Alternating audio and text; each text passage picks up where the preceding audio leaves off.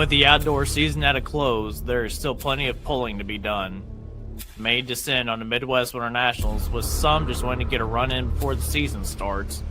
There are also others who are using Cloverdale as a testing ground before the National Farm Machinery Show in Louisville, Kentucky, that is just 5 weeks away. What's going on, everybody? Episode number 44 of the Motorsports Almanac podcast coming at you this week. Special guest, Peter Norton, driver of the Money on Black Pro Stock Tractor. Peter, thanks for joining us, bud. Yeah, thanks for having me. Sure appreciate it. Yep, joined as always by Zach and Wyatt. Fellas, what's going on? You're looking at it. It's a busy world my time right now. I wish the weather would make up its mind here in Iowa. That's all I could say. Same way in Indiana. Yeah. For once, I'm the one who's level weather. So obviously joined by Peter Norton, as I said earlier. Peter, what's been going on the off season, man? It looks like you've been a little bit busy just based off of the list that's come out for the Farley Iowa Nationals that's happening in June.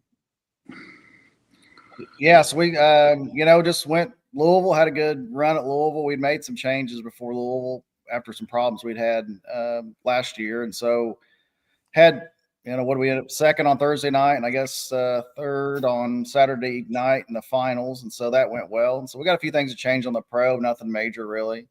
Ended up on acquiring a couple mini rods, kind of, I don't know, I wouldn't say it on accident, but it is kind of on accident. We did sign up to run at Farley, so we'll see how that goes. Those are currently at Jeremy Nelson's. I'm going to blame him for me having them, actually. So it's always been one of those things that I've always enjoyed. I've always liked the mini rods. Are fun to watch. And I said, hey, it'd be fun to have one of those one day. Jeremy works on some trucks and stuff, and he's like, hey, chassis for sale. And that's what happened. So that's where we're at. And you can't have one without having two in that class, it seems like. So no, you got to have two. It's the law. So yeah, I was gonna say if you don't have two, you might as well just not even do it anymore. That's how it seems anyway. But yeah, so kind of talk to us about the pro stock for sure. Like you said, you had a really great showing at Farm Show. I don't think it's any secret, like outdoor in the outdoor season, the snap, the popping and of the sounds and everything. But it seems like everything cleared up for you at Farm Show. Yeah, so we had we'd been battling for a couple of years, and I fought through it. We still won some polls and got through it, but it's been an ongoing issue, and we just made some changes, intercooler changes, some plumbing changes, changed intake manifold and some of that kind of stuff. And it still had a little bit of pop in it, but I think we're definitely on the right track to get it, where it needs to be. So Brad Moss, who helps work on the tractor a bunch, has come up with some ideas, and we've just continued to try things out and keep moving in the right direction. Yep. So what was your process, I guess, in going in to narrow down the issue of what was happening? Because, I mean, we all knew at the track, like whenever it did it, letter A, the sound was kind of scary, but then also we knew that wasn't something that you were going to let happen very long either. Yeah, the weird thing is that it wasn't consistent. Like, obviously, with our data, looking at temperatures or cylinders falling off, it may be one that fell off getting cold, and it may be another one fall off getting cold. So it wasn't a consistent problem with a certain cylinder. And so we were really chasing that a bunch. And so we said, oh, it's got to be either, a water issue, a water injection issue that's causing it to pop. And so we just, changing nozzles and changing the staging of the nozzles is a lot of the things we just kept trying. It's just hard to kind of get it narrowed down. We spent, took the motor to Masterson's dyno there before Farm Show and I think we made 3 hits on it, but had made the changes prior to that. We wanted to go make sure, hey, we're on the right path here. And it's still a little bit of hiccup in it, but I think we were on the right path. And so pulled it off, and obviously had a pretty good showing at Farm Show. Yeah, I think that's safe to say for sure. So talk about us what the plans are for the summer. I mean, we've obviously talked about the pro. We've now got the 2 mini rods in play. So, I mean, are you going to run a set circuit? Or are you going to just try to go wherever you want to? Just what's it going to look like for you? I think we'll start with Farley and see how that goes and kind of see how the time goes. I will probably, I'd say, hit 6, 7, 8 pro stock pull the minis. I don't know. I think Nelson's are going to help me kind of take it around some. So whether, they drive it some, I'll just kind of see after we run it a few times what it's like. And if, we can get them dialed in and maybe mix between NTPA and pro pulling league stuff to see. I'd say on the mini side, we'll probably run it more in the pro pulling stuff. I favored NTPA over the last couple of years. I just want to go to some different hooks that I had in the past. And so we'll probably bounce around and run back and forth between the two series and trying to mix the two, or if the minis go with the pros at the same pull, that always makes a big difference for it. Oh yeah. I mean, as it should. So how is this going to help you? You talk about the mini rods going places that the pro stocks are going to too. How's that going to help you, or is it at all? I know they're completely two different animals, but I mean, is there something you can take between them? I don't, it's a thing. It's going to be a learning process for me, as far as the track goes. I mean, obviously I think you can maybe judge a little bit, but it's so hard, and thing being light, tire size being different. I don't think there's gonna be a lot to learn from, the mini compared to the pro. It's just, there's such different animals that, I think you'll the track's going to be decent, from a, mini's probably going to pull earlier than the pro. Just get a feel for being out there. And that's the thing about having two of them. If you can make adjustments at that point in time. When we had two pro stocks, it was helpful to run one, then run the second, and make adjustments there. Yeah, and probably if you do run the mini, is probably a reaction time thing, because things probably happen a lot quicker on a mini than say a pro stock would. Yeah, and it's just totally two different, driving styles, I think, between the two. And yeah, and I don't know. Like I said, I've never even sat on. I told Jeremy Nelson I don't even know how to change spark plugs, so I don't know what we'll do. Are the chassis the same on the minis? No, no. One of them is a Bobcat chassis, and the other one's a modern chassis. So the other one, the Bobcat chassis, is a little bit of an older chassis. So the chassis came from Jeremy. Kind of set it up. Came from it was the one that Wayne Bunnett had. And then Jeremy, they got the chassis, and we painted it and fixed some stuff on it. And then Boyd's, I'm getting a motor for Boyd's to go in that chassis. So the modern come from out east, didn't it? Yeah, it did. So it didn't need very much. It was pretty much complete, and we're just changing some paint. It's kind of got a good record the last couple of years. So it's done pretty good the last couple of years. So it was probably a good piece to own, I think. We originally just were going to buy a motor from him and end up having to buy the whole thing. So it worked out fine. Yeah. So which are you more excited to learn something new, I guess, going into this? I mean, we're going to get into it here in a little bit later. It's not going to be the only thing that you're learning new this year, though, either. Oh, it's definitely you always want a new challenge. And I mean, pro stock's still an ongoing challenge. It's not, there for a little while I was new to it. I'm not so much new to it anymore. Been 7 years, I guess, in the pro stock. But it's always nice to have a new challenge. And I think just, kind of a fresh look at different things and going to some different places. That was kind of the pro stock. We're going to go to some different events, and it was a challenge. The pro stock thing was like bucket list dream. I always wanted to have a pro stock. I mean, and so once you kind of accomplish one thing, you want to move on to another thing that, something I wanted to do. Yeah. So sure. Let's kind of dig into your background in pulling. You didn't just launch into the pro stock ranks. You spent some time in the super farm class for a while, if I remember right.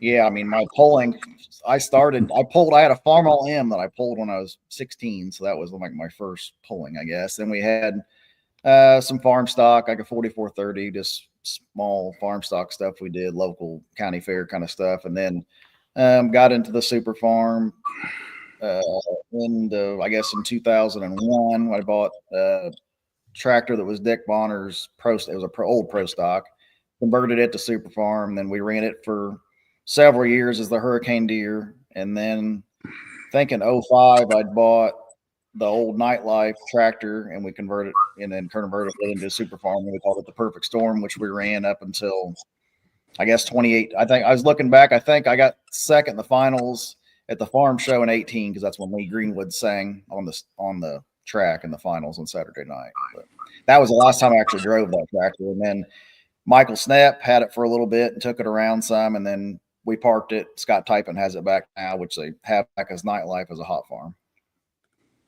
And then pro stock wise, let's see, I bought the Money on Black chassis was the young buck chassis, Brad Moss's. We bought it and bought one of the Boyd's Green Streak tractors that I called Category 5, had the 2 for a while. Then we, of course, Category 5 is now Loudon Head. So that's been the span of my yeah. The lineage of that chassis is amazing. What it's done in the pulling world and the pro stock world, and where it's been, and how much it's won, and how much it's where it's been, who all's had it, and who all's drove it. On top of that, yeah, it is really neat. But Zach, you were talking about before we came on the show something about a semi trucking. Peter's got a heck of a collection of Peterbilt semis that are built not too far from where I live, actually, about 40 minutes south of me. But he's got, I know the green and black one's probably your pride and joy right now, ain't it? Yeah, I do. We have a 589 that we'd built. It's pretty nice. We took a few down to the show at Louisville. We've taken some built trucks. I mean, we run about 65, 70 trucks on the road, and then we've got several that we've fixed up and try to have some pretty nice stuff. And I've probably got, I don't know, maybe 6 or 7 that just sit and stuff that we've either, it's a limited edition piece or it's something we've fixed up to take to a show. And I like going to a truck show, but I just like having them to look at them and go cruise around or whatever. It's more enjoyable for myself than it is really to take to a show. So these are show worthy trucks then. These aren't just ones that you'll use every day, and you don't have them for the history purposes then. No, I mean, I've got a couple, like I've got an 85 359 that's pretty unique truck, and the couple of them we've built and taken to shows, and we utilize the show portion of it some to do a little bit of recruiting for drivers and that kind of thing. And I let some of my drivers that enjoy going to the shows take the trucks, so they can enjoy going to the shows, and then they just sit the majority of the time. We take it on some parades and that kind of thing. Is the Storm Surge truck, is it yours or is it Dickerson's? That's mine. That's what I thought. That's a beautiful piece. I don't guess I've seen that one that you're talking about. All you can do is Google it. You'll find it. So interesting. So we were sitting here talking before the show, and you kind of blew all of our minds, minus the group of vehicles behind you. Kind of.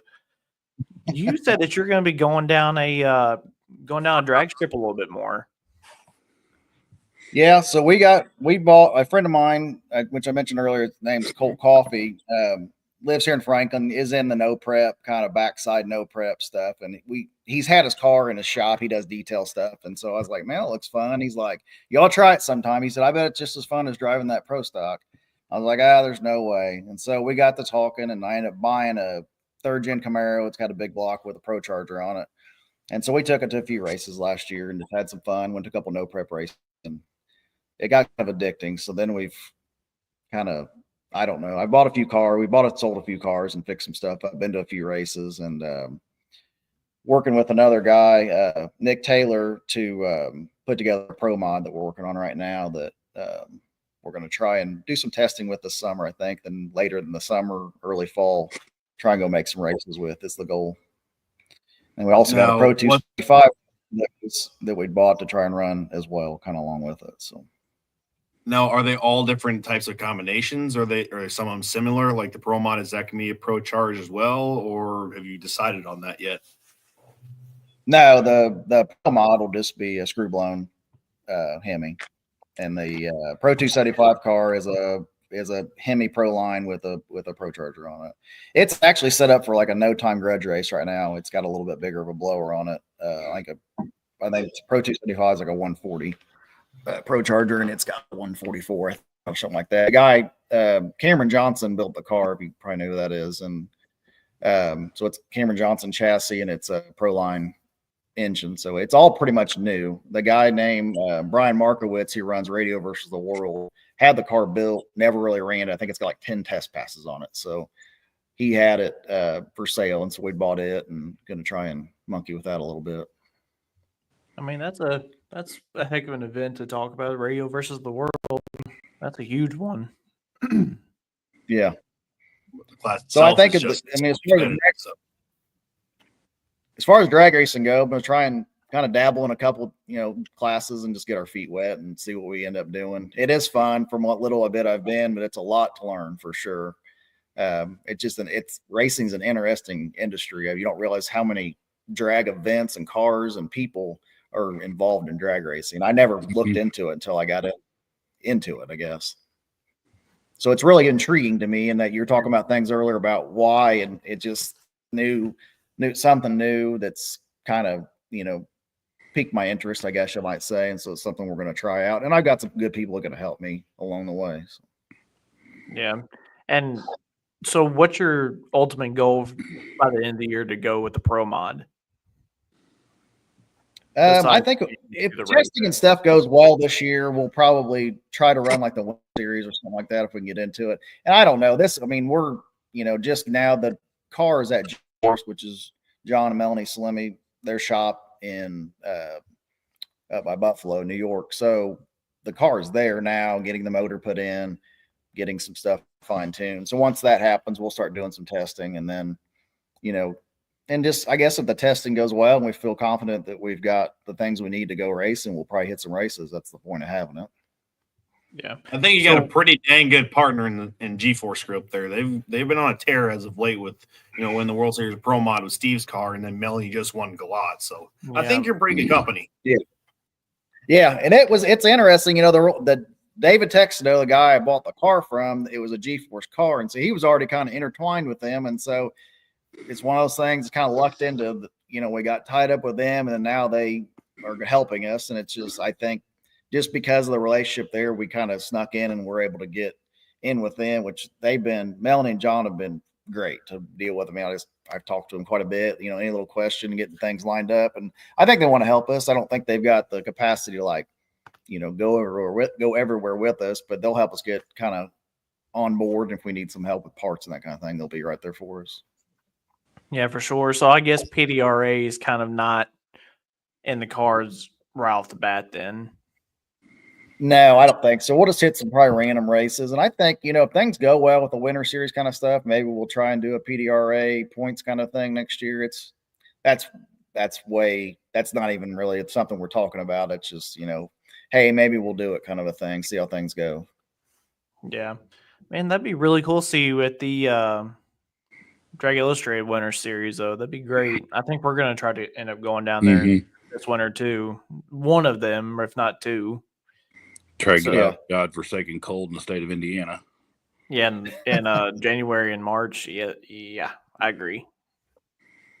We went down to Bradenton, let's see, I guess it would have been in February, and watched a race there, just a pro mod race, just to kind of get a feel for things, and went around, talked to some people in the pits. And of course, Shelton's being in pro mod, and I talked to Reese some, and they, went through some of the stuff that they do. And so that's been a little bit of a, kind of a cool thing. As I talk to people, they're like, hey, the Sheltons, they tractor pulls. Anybody that I talk to in drag racing, you talk about tractor pulling, don't realize how close the two are maybe intertwined, talking to people about parts and just, personalities within the two sports.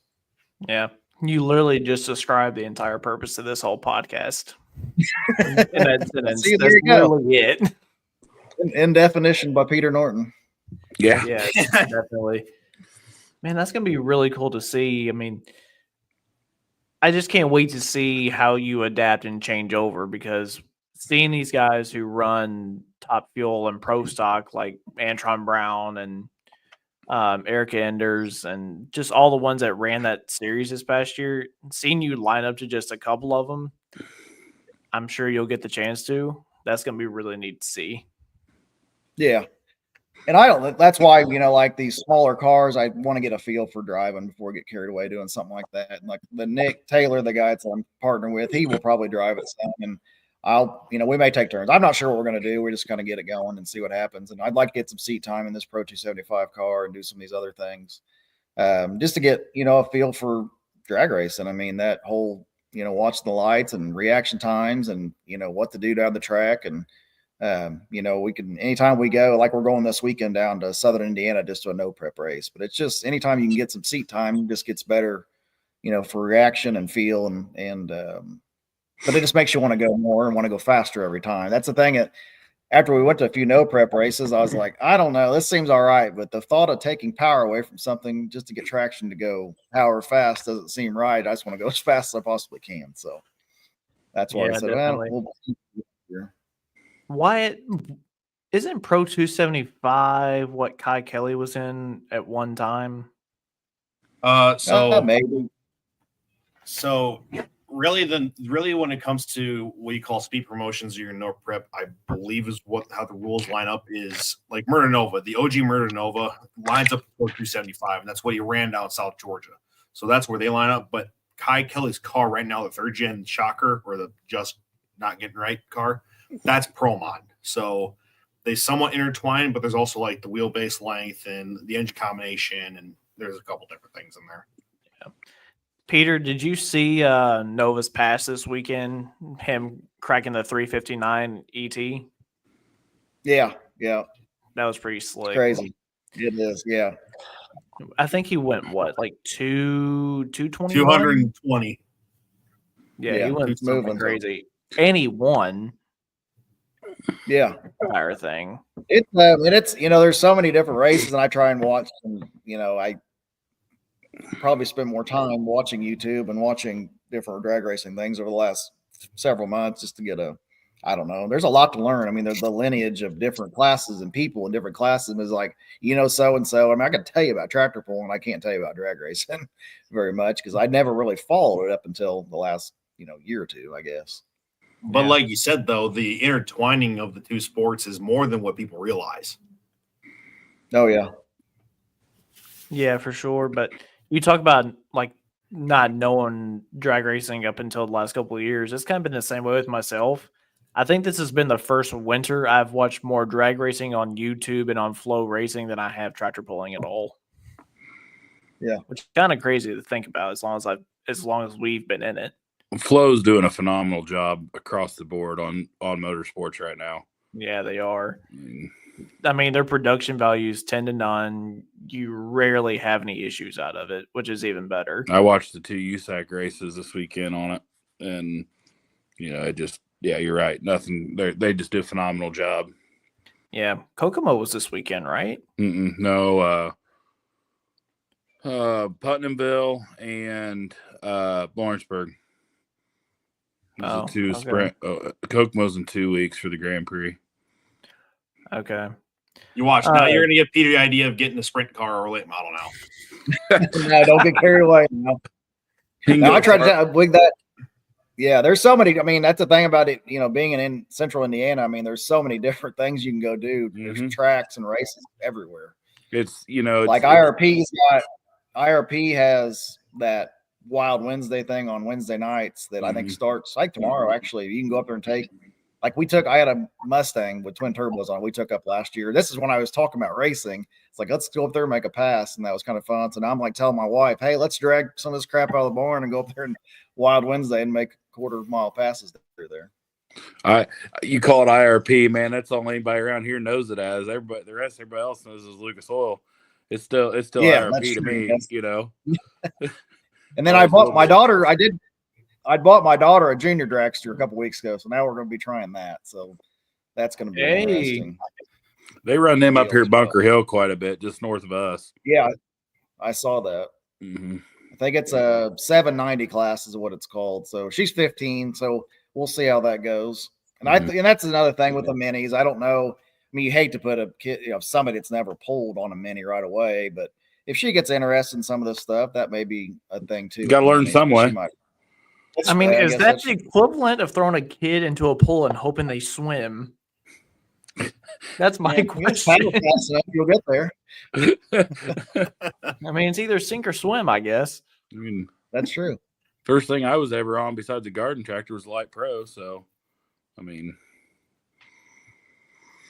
yeah. So similar here. So, Peter, I guess and sometimes thing. Not have bad habits is good, I guess, not knowing any different. Yeah. Yeah. I guess No kidding. that's another thing to think about too, with where you are in Indiana. Have you ever considered jumping out of pro stock and into something that runs more around the state of Indiana, like Hot Farm or now the new 5.0 class or anything like that? Oh, I have. We actually have a hot farm. The guys on the farm we bought from a guy in Ohio. Some of the guys on the farm that work with us are going to run probably in Indiana Pulling League some this year, I think. I've thought about like the 5.0 Pro or Light Pro would be good as far as being a local thing. I don't know. I think it's going to be hard. It'd be hard to go backwards for me, I guess. That's the way I look at it. You still got the 4.1? Feeling with the pro stock, it's like, I just don't know. We bought a super farm last year. I took down to Lions and I made a pass with that. And I was like, oh man, I forgot what this was like. And it's still a great class. I mean, it's like, it's like having a whatever, the fastest Mustang you have and then getting a 4-cylinder Mustang. It's just not the same. So, yeah. So that super farm has since sold then, right? It's in California, correct? Yeah. Yeah, that was just kind of a fluke deal. I don't know. We got it, and then it was just a kind of a buy and sell kind of a deal. It worked out okay. That came from up by here. That came about 20 miles that way. Oh, really? Yeah. That RJ Simon got me hooked up on that deal. It actually came for me. So I'd bought that was the Deal and Deer tractor. So I'd bought it and their trailer from Mallard, and then RJ bought it for me, and then the Hildebrand guy bought it from him. He redid it all. Then I bought the tractor back and the Kubota, kept the Kubota, sold the tractor. That was my. So that's where one of the Maoris went. I know. That's what I'm sitting here thinking. The other one's still out west is a 4.1, isn't it? Yeah, I think so. That was the Auction Express. Yeah, Auction Express one, the second one. Which I knew. Like I still talk to those guys a little bit. Ty, and they're good guys. I talk to Ty. Good people, and I always stayed in touch. Of course, Ty, he was in drag racing as well. I don't think he still is, but he did for a little while. Has there been any talk of them coming back possibly?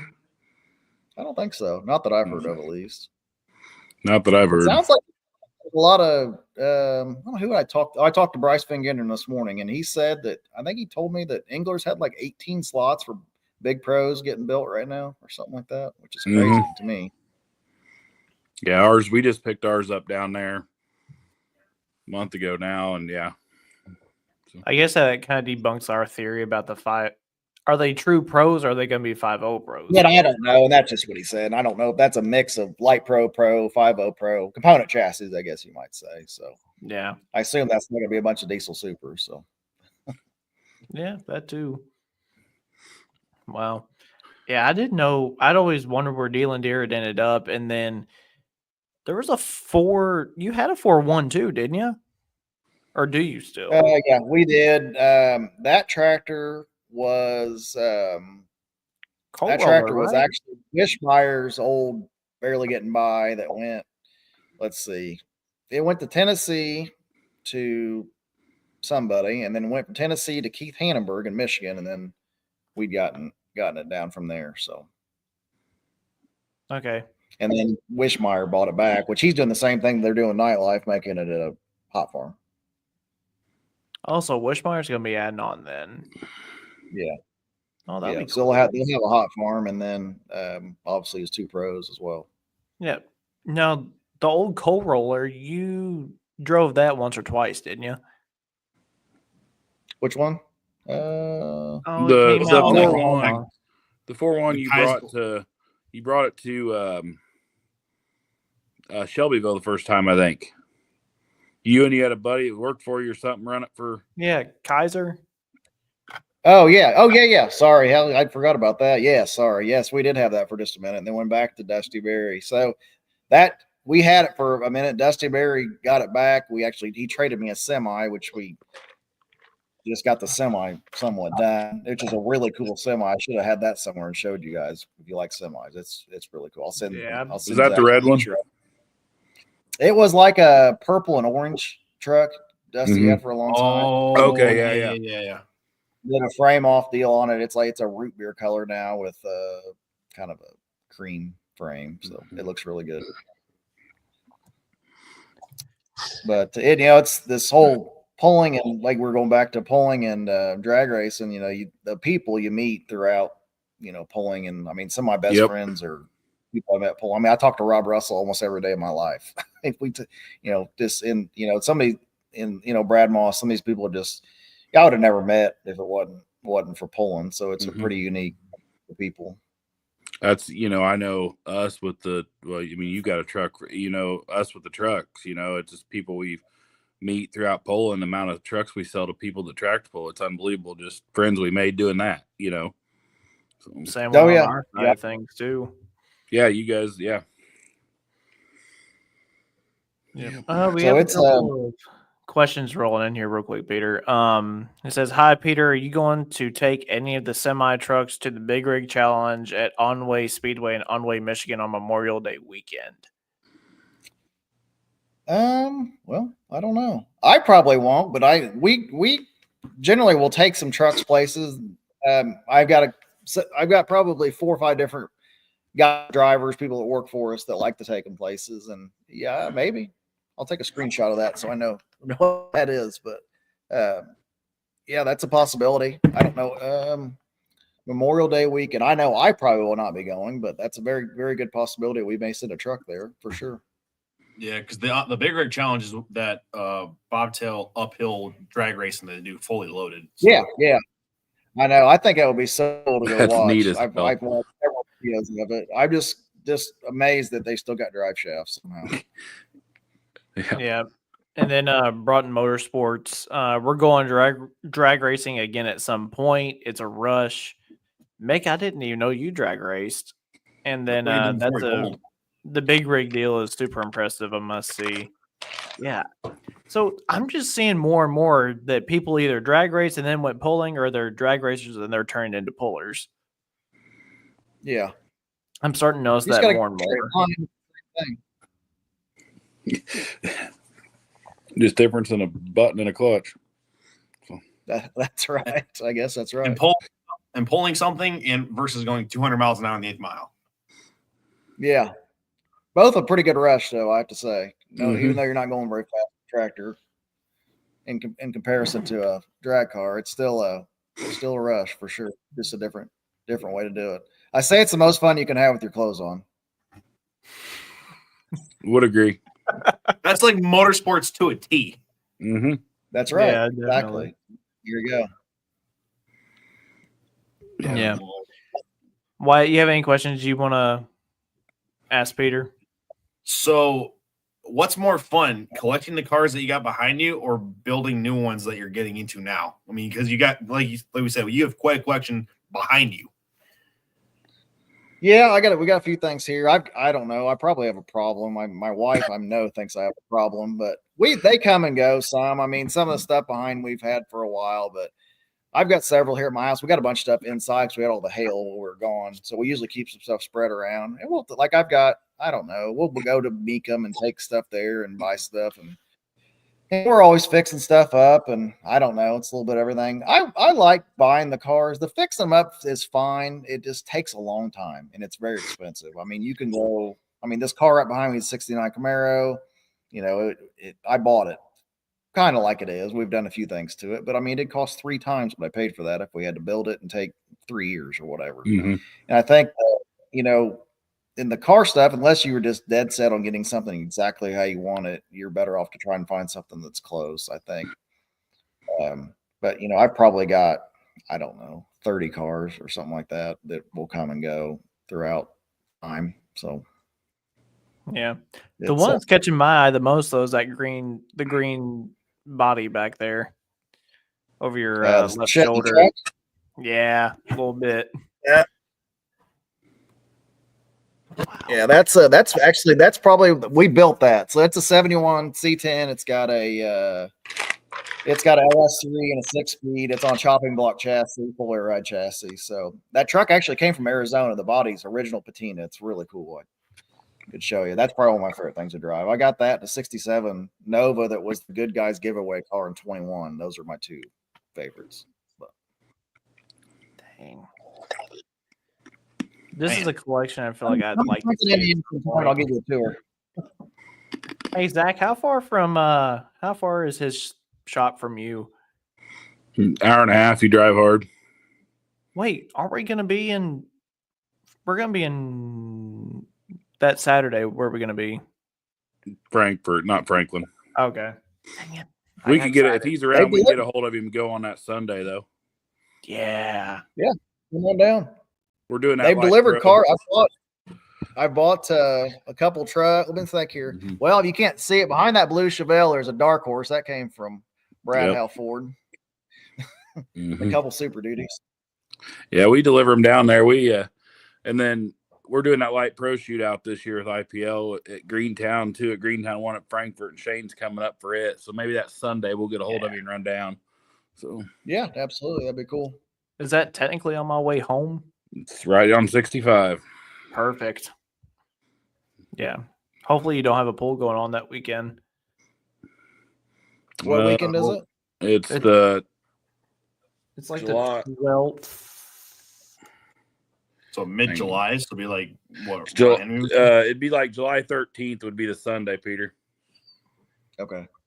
So that'd be like the Henry Joliet sort of area. Mm-hmm. Okay. Yeah, somewhere around there.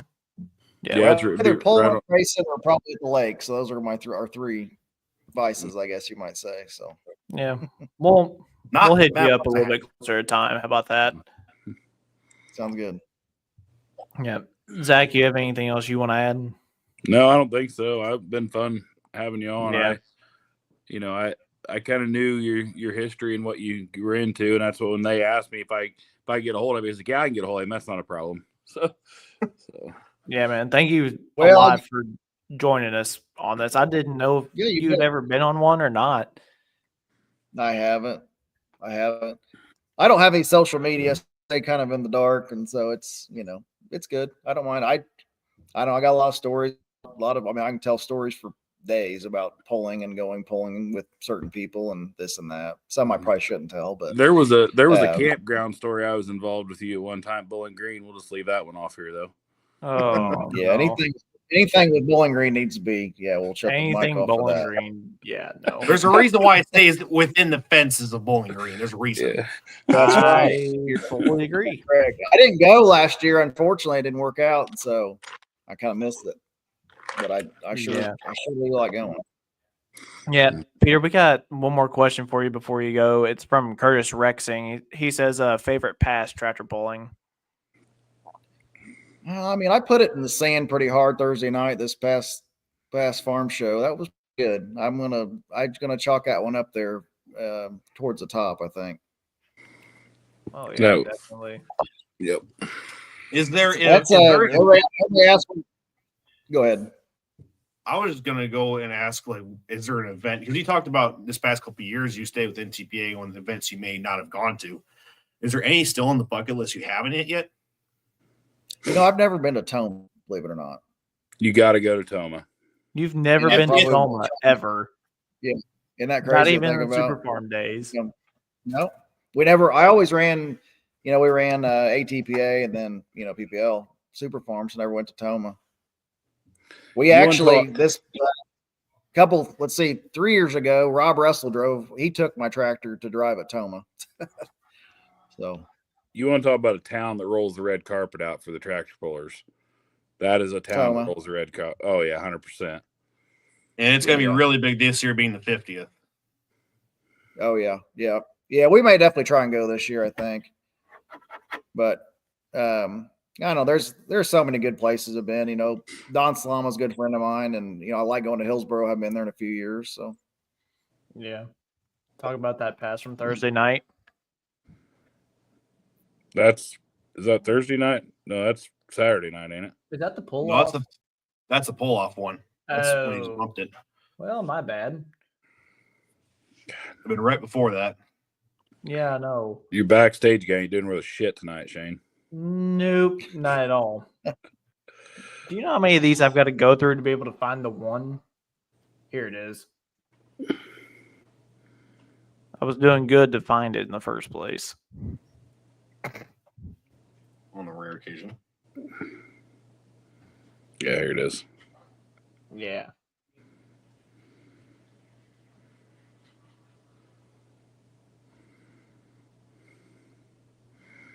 My thing's just spinning. Yeah. Yeah, that was an awesome run, man. But yeah, Matt, thank you so much for jumping on with us. Whenever it gets bet. close to the winter series, maybe have you back on again, talk about if you're going to go or not. Yeah, that sounds good. Absolutely. Yep. I'm open anytime you want to, the racing stuff. And I could probably, if you wanted to try and get Nick and Alex Taylor on your thing to talk about racing too, maybe include that. That'd be kind of cool. So Absolutely. Oh, yeah. That would be great. Thanks, man. For sure. Thanks, I Peter. sure Appreciate it, buddy. All right. I'll see you. You too. See ya. Thanks, Peter. See ya.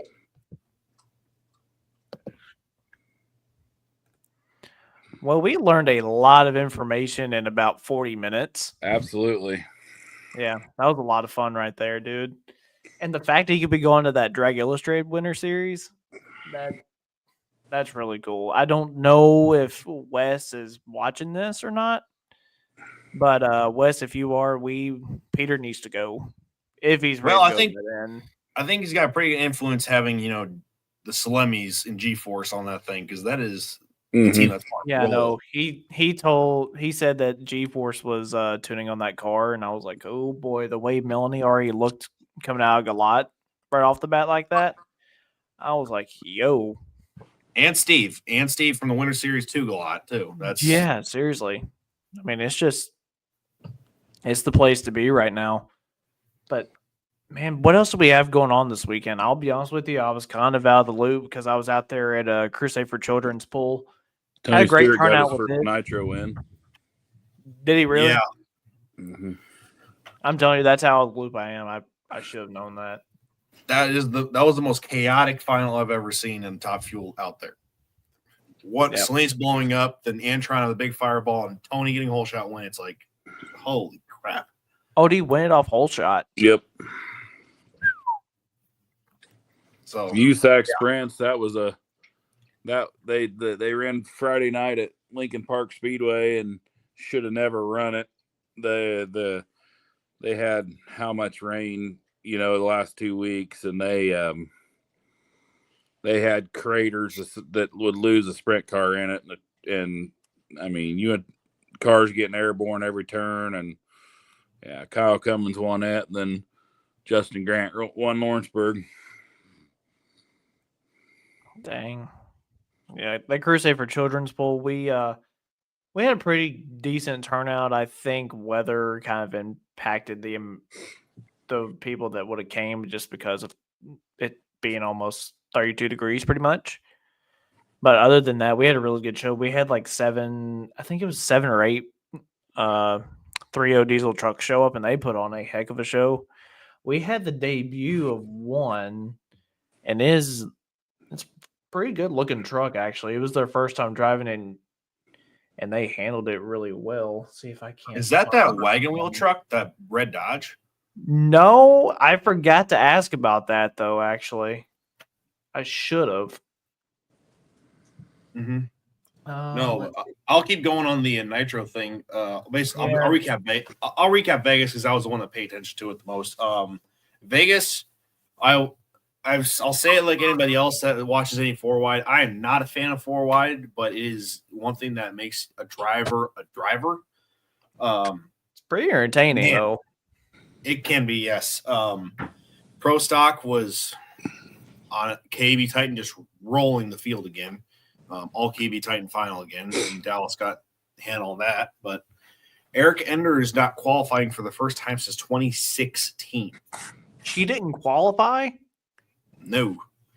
She didn't qualify. She did not qualify the first time since 2016. So that is a long time. Oh, my word. And so I think that's kind of a telltale story of what's like Elite's not in a execution type of phase right now. They're in an adaptive phase with the rule changes that happened over the offseason. So, but I suspect with Elite, their history, that they're going to get that figured out. But yeah, Pro Stock was another KB Titan full showing. Funny car. Spencer Dang Hyde. The man is now getting on a roll, and Jim Head, I think, is getting a handle on that thing. Yeah. Most consistent car through qualifying, ran 390s, 3 straight passes, and won the Too Fast, Too Tasty. Got through round 1 and smoked it in the second round. And What is that? then Too fast, too tasty, Wyatt? Too Fast, Too Tasty. So Mission Foods is the title sponsor of the NHRA. Right. And the Mission came on after Camping World. And Mission, being they're a food company based upon their tortilla products, basically Mexican food products, nachos and different things. The Too Fast, Too Tasty challenge became a thing to give the racers an extra incentive to go after it on Friday and Saturday. So it goes based upon the semifinals of the previous race, and it's like a elimination type thing. So the semifinals from the last race in the pro categories will race on Saturday. In the final round, they'll win the Too Fast, Too Tasty challenge, bonus money, and points that relate to the countdown. So that happens up until Indianapolis. After Indy, it's over because it's countdown. So it gives them extra incentive to go on race day, and it keeps the drivers in tune all the time. It gives them that extra competitive edge. So, yeah, it was Spencer's first time in Too Fast, and he won it. Was pretty cool. Yeah, and then Austin Prock, you give Jimmy Prock enough chances at that racetrack, he's going to go down the track. So Austin Prock was your funny car winner, and then, like we said, Tony Stewart, man, just had a day and won his first two pairs outright, and then won the final, I believe, on a whole shot. So he was due. Absolutely. And like Clay Milliken said at Pomona, he goes, Tony Stewart is going to win one of these very soon. And boy, was he right. I didn't think it was going to be that soon. We've sold the Eldora Speedway their last two pace trucks. They've come through our dealership. I shouldn't say sold, but Ford's come through our dealership because the general manager of Eldora, that was Jerry Gappins, he passed away last year, but lived about 15 minutes from here. And so he got us hooked up. And now Levi Jones, which is now the track manager, was the USAC president. USAC. He come back over and got the next one. And Blake and my mom took the first one over to him and met Tony or whatever.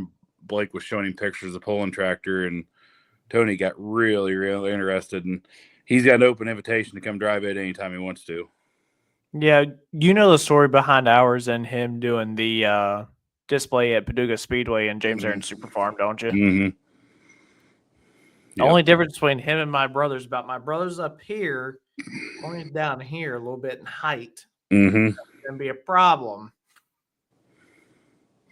But yeah, so he was due for one. I want to see him Tony drive Stewart. that so bad. I think we all do. That. That dude has done what most people dream of doing. And I think the next sport he's got to do now is pulling, because that's probably the only one he hasn't done. Yeah. I mean, we had the discussion in our group chat of like the drivers. You saw it last night, the drivers of all time. And Zach, I'll clue you into this too. Tony Stewart being kind of in the same class as the Andretti's and everything with all he's done in racing. Oh, yeah. One of our good friends argued the point that Kyle Larson would be the same way if he ever stepped foot into the drag racing side, which I fully believe. But I think there is a younger version of another Tony Stewart developing, and he's only 18 years old. His name is Connor Zilich. The kid's already won the 24 hours of Daytona, and he's only 18. 12 hours of Sebring already. He won his NASCAR Xfinity debut at Watkins Glen. He's won Circuit of the Americas this year in Xfinity. Or was that the trucks?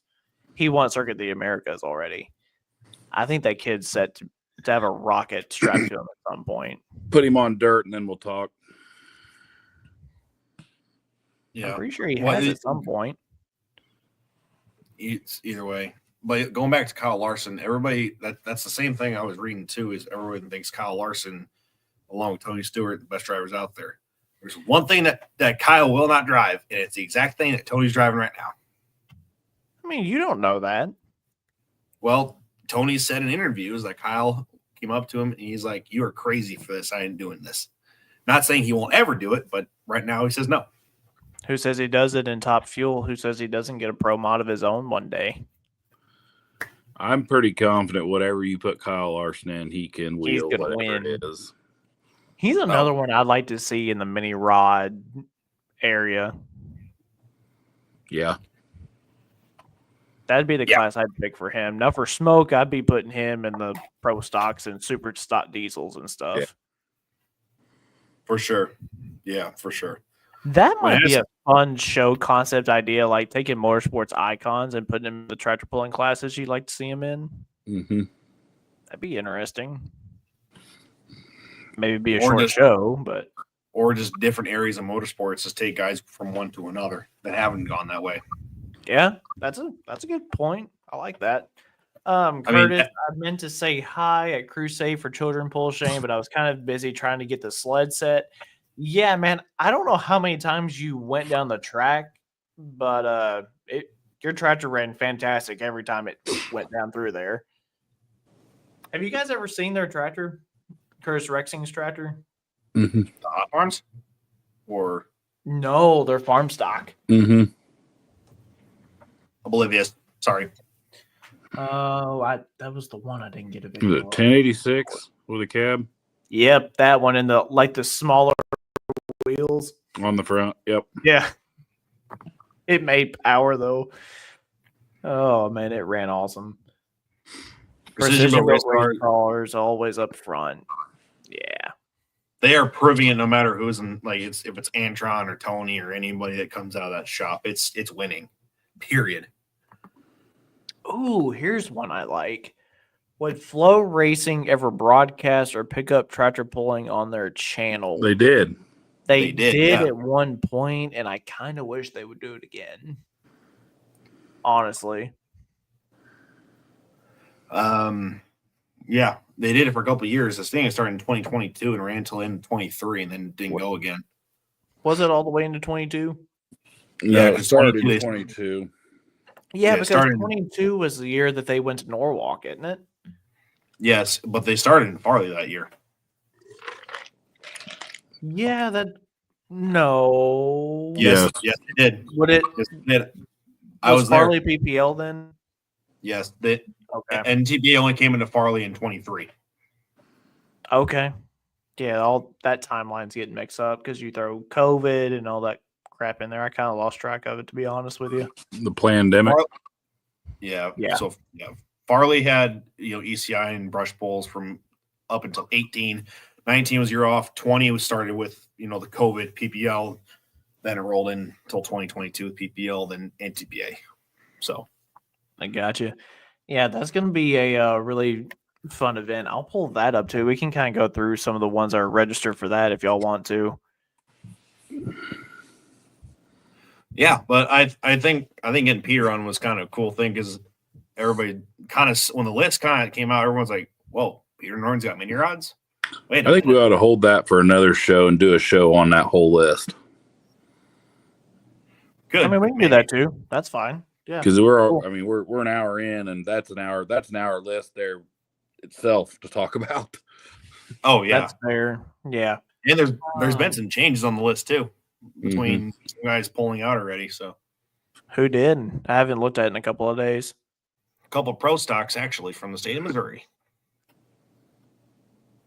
Pro stocks out of Missouri. I was told the Hearts are not on the list anymore. Oh man. So yeah. But what else do we want to cover? I mean, we've kind of gone over a lot of everything. I mean, just kind of beating the same drum that I've been beating. Our light pro guys would need y'all to show up to Williamstown May 3rd. Mm-hmm. With Battle of the Bluegrass. We've got some really good ones committed already, and we need all of you that we can get. So really want to put on a good show for them. But dude, it's flat out pulling season because today's the 15th. Our next show will be the 29th, which means Williamstown will be that weekend. Mm-hmm. That'll be the same weekend we have our first, cancer test hook up here. I'm kind of going across the truck thing with Peter. There's going to be some East Coast stuff happening between now and then too. Tuckahoe's this weekend, I think. Mm-hmm. Would pull off. Leonardtown was last week ready for Atlantic. Oh, was it? Yep. How come I didn't see any results from that show? Same thing along the lines of why Halls you didn't see anything for good reason. Up Atlantic? I don't guess I'd I heard just don't about think that. I don't think they have them out yet, but yeah. Other than that, California's in full swing. They had a huge light mod turnout out there. There's like 6 or 7 light mods. Yeah, that is also- a big turnout for them out there. We say 6 or 7, but 6 or 7 out in California, you're doing pretty good. especially on light mods, being twin engine Hemis or Chevys or whatever you want to Right. call it out there. Yeah, for So- sure. Yeah, No. just make sure all of us media people are being mindful of what we post. For sure. Just gonna throw that out there. Bingo. Yes. Don't feed the animal. Yeah, don't. Yeah, don't. Insurance is already a pain the way it is. Don't make them have any more fuel to the fire. Yeah, and I know and understand, like, I understand why the Wild Rides videos are put out at the end of the year. I do, because of the views and the monetization part of it. And every sport has them at the end of the year. Yeah, and they do. And I mean, NHRA shows them throughout the year as soon as they happen, right? Mm-hmm. NHRA is in a different class than we are, guys. We don't Yes. need to do anything else to upset it. If you know what we're talking about from this past weekend, keep it to yourself. Do not show it. Yeah. There's no point. There is no point. I have to give the guy driving the tractor, though, what he did. That was a pretty wicked job that he did, honestly. Yeah. Well, he's been in the seat a long time, so Yeah. I just wish you caught sooner. Yeah, for sure. But y'all, that is going to do it for us here on number 44. Yeah. Oh yeah, Thursday. The Inside the Smoke Tube series is finally done. Intro teaser is going to go up tomorrow, and then 6 p.m. on Thursday it's going to go up. It's finally done in full, and make sure you guys share that around, please. I mean, we put a ton of hours into that series. I think it totaled up to over 50 hours just in that for 9 minutes, but 9 or 10 minutes, but it's done, and we'll be doing season 2 this coming winter, I'm pretty sure. Thanks, Peter. If you're still listening, thanks for coming on again, bud. Yeah, seriously, that was a lot of fun, dude. That was a good discussion. Yeah, we'll take you up on the offer for the other guys coming on too. One last thought. I think based upon what he was talking about, like in his involvement, I think that's where motorsports kind of is right now. It's in a good state, I believe. Yeah, I agree. Mm-hmm. I totally agree. But all right, Joe, let's jump out of here. All right. See you. See ya. Even with the outdoor season at a close, there is still plenty of pulling to be done. May descend on the Midwest Winter Nationals, with some just wanting to get a run in before the season starts. There are also others who are using Cloverdale as a testing ground before the National Farm Machinery Show in Louisville, Kentucky, that is just 5 weeks away.